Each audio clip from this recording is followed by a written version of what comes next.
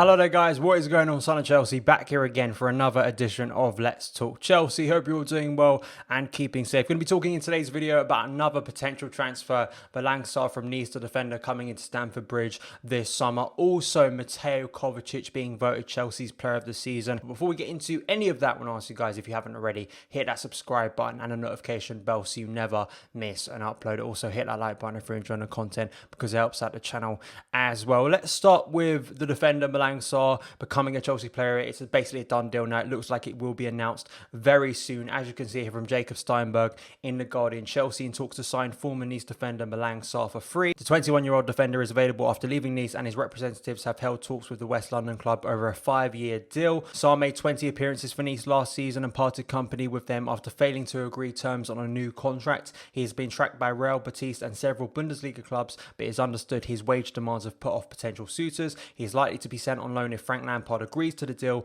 with Bayer Leverkusen, Borussia Mönchengladbach and Schalke understood to be interested. Fabrizio Romano tweeted last night that Chelsea have decided to sign Malang Sarr as a free agent. Total agreement reached until June 2025. The club will now consider with Lampard to loan him out. Many requests from Bundesliga clubs, so that's following up Jacob Steinberg's piece.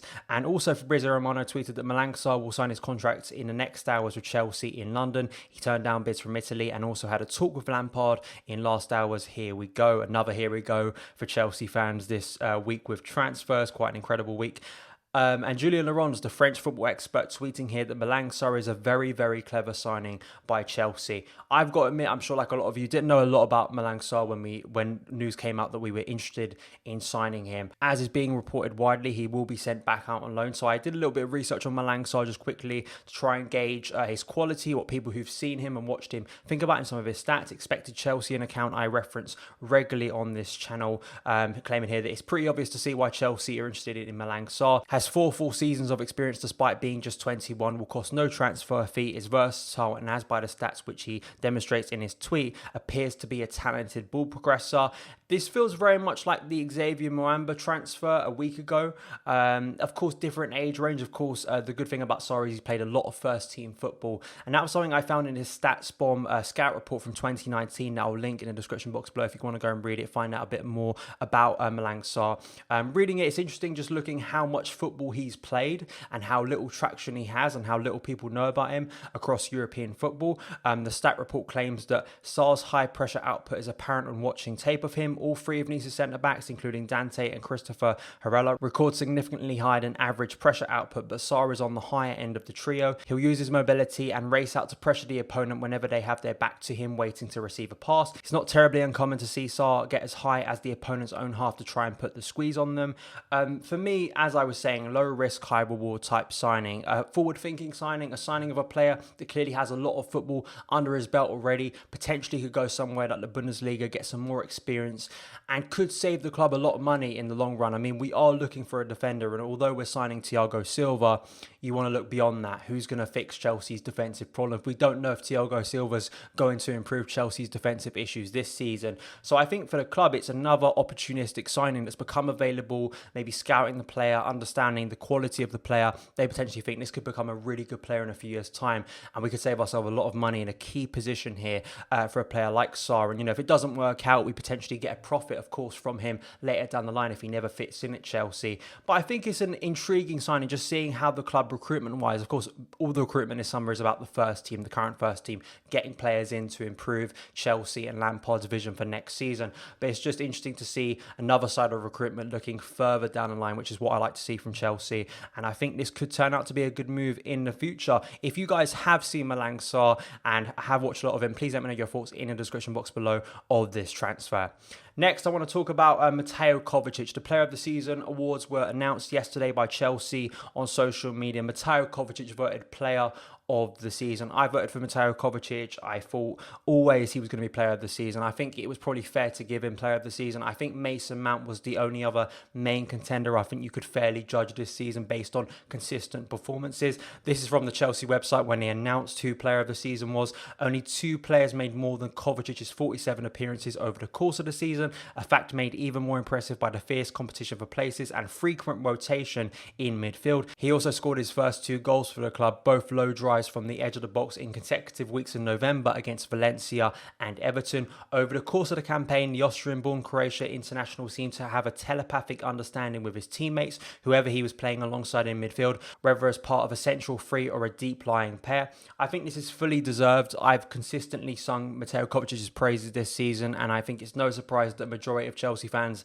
have voted for Mateo Kovacic. I think consistency is the big thing for me. I think there is an argument to be made, of course, based on the number of goals Kovacic has had and the fact that in truth it's been a very inconsistent season by Chelsea. So there have been players that have got really strong and really good in certain periods and then faded off. Look at Christian Pulisic, I think a prime example of this, had really good spells in autumn and the end of the season.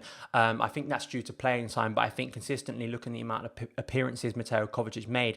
And I also think that elegance of the player, press resistance, the tackling, which has always been an impressive part of Kovacic's game for me. I think he's such an essential type of player in the modern game. And I think even when other players were fading, I think he was always one of those players you could look at and go, he's putting in a lot of good work, even off the ball, that I think was really impressive for Kovacic over the season. And I think the fact he's been almost transformed under Frank Lampard, sort of the one-dimensional player he was under Maurizio Sarri, very much came out of his shell this season at Stamford Bridge and very much looks like a confident player.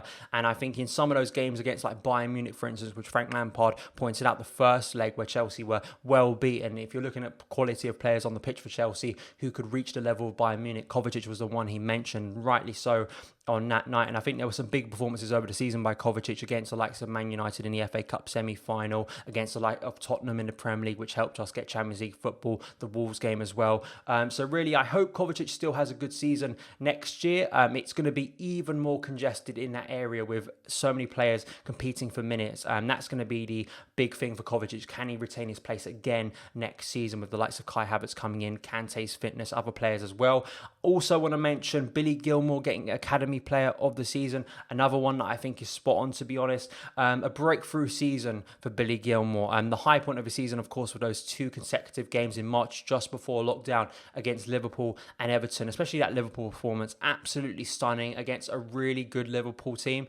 They basically almost had their first team out, didn't they, that night? And the way he nutmegged Fabinho, the elegance, the maturity, the confidence. One of the best quotes of the season for Frank Lampard was about Billy Gilmour, where he said, he's short in stature, but big in character. And I thought that was a brilliant statement, really summed up Billy Gilmour. It's a bit of a shame he got that injury, which of course I think will rule him out for the first few months of the season, but you saw just a glimpse there for Billy Gilmour, what is to come later down in his career, what he can potentially turn into at Chelsea. So I think a brilliant breakthrough season for him, and just adds more weight to the youth revolution that Frank Lampard helped to create this season at Stamford Bridge. Please let me know your opinions on both the Player of the Season award and the Academy Player of the Season award. Do you agree? Do you disagree? Let me know in the comments below. But that is it for this edition of Let's Talk Chelsea. Thank you guys so much for taking the time to watch it. If you did enjoy it, hit that subscribe button and a notification bell so you never miss an upload. Follow me on Twitter at SonOfChelsea. Have a great day, and I'll see you again.